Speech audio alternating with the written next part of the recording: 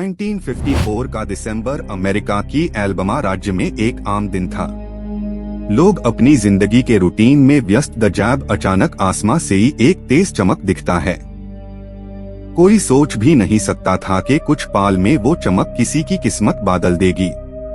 आसमान का वो टुकड़ा एक औरत की जिंदगी हमेशा बदलने वाला था। चिलकोगा नाम के एक छोटे गांव में एन हॉड्स नाम की औरत अपनी घर में दोपहर को आराम कर रही थे। उसका घर पुराना था, लेकिन उसके दिल में एक सुकून था।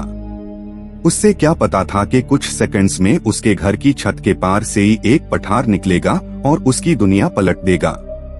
आसमां में एक अजीब सी घुमतीधर आग जैसी रोशनी नजर आई। लोग बाहर निकले, कुछ डर की साथ और कुछ जिज्ञासा से।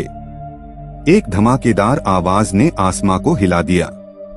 ये कोई आम आग का गोला नहीं था, ये एक कॉस्मिक मेहमान था।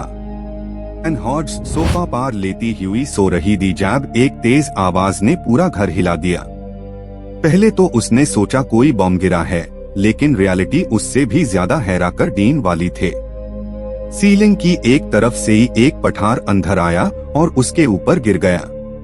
इस मोमेंट बाद दुनिया ने पहली बार देखा कि एक औरत, जिसे आसमां से ही पठार ने छू लिया, जिंदा भाग गई। एन हॉड्स चीखती हुई उठी और देखा उसके पहलू पर गहरा निशान है। वो निशान उसके शरीर पर नहीं बल्कि उसकी जिंदगी पर लिखा गया था।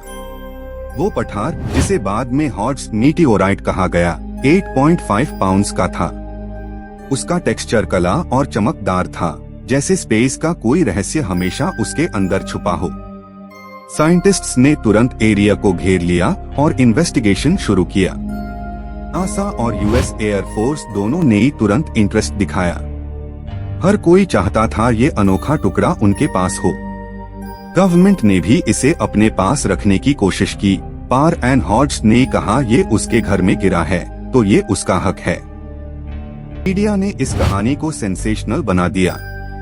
टीवी और न्यूज़पेपर सब कह रहे थे, औरत जिसे आसमां ने छू लिया। एन एक रात में स्टार बन गई, लेकिन उसके अंदर कुछ बादल चुका था।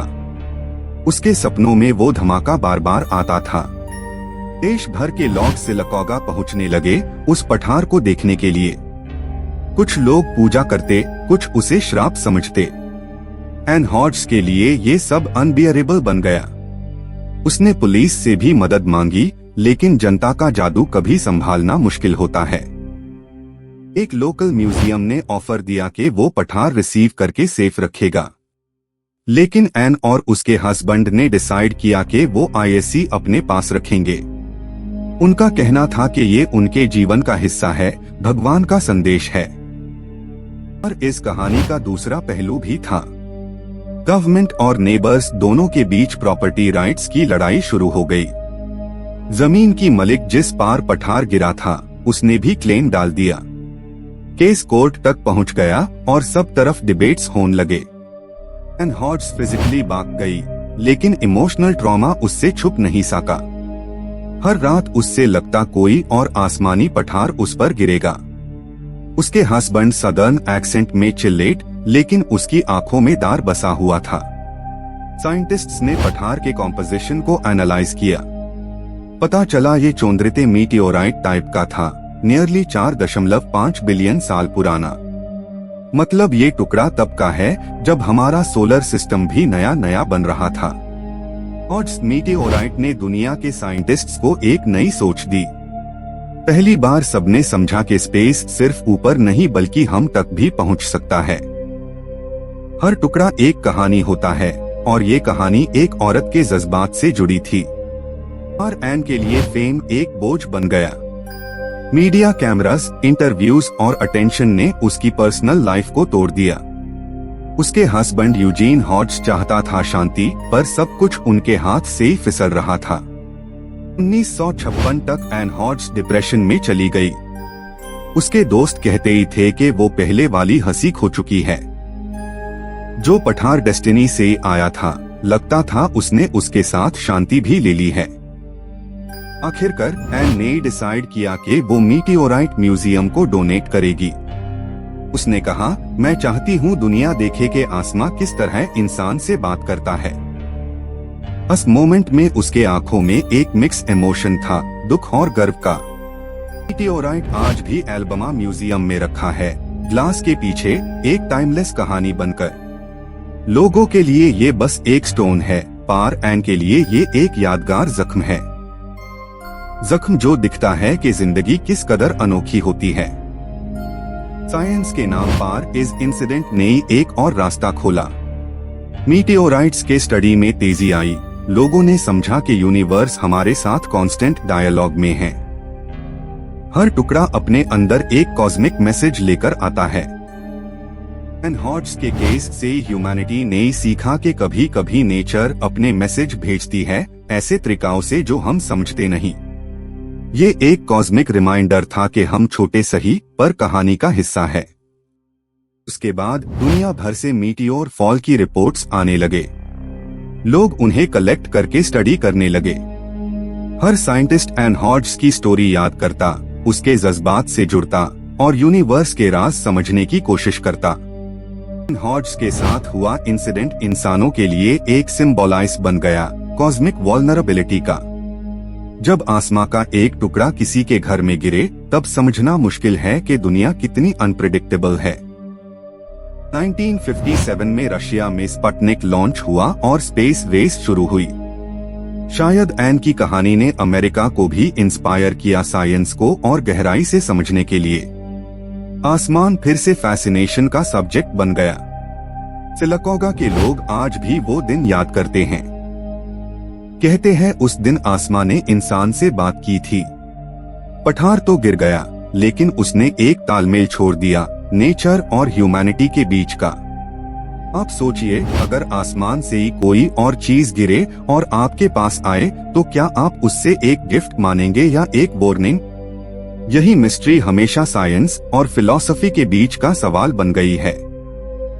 और साइंस के एक्सपर्ट्स कहते ही है कि ऐसे इम्पैक्ट्स रेयर होते हैं, लेकिन एनहॉर्ड्स का केस यूनिक था क्योंकि वो एक डायरेक्ट ह्यूमन इम्पैक्ट था, ट्रू सिंबल ऑफ लक और कॉस्मिक आयरनी का सैंपल था।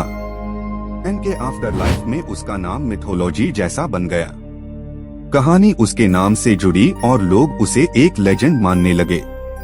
शायद वो खुद नहीं चाहती थी फेम, लेकिन फेट ने उसके नाम को आसमां में लिख दिया। म्यूजियम के एक कॉर्नर में आज भी लिखा है, the woman who was touched by the heavens.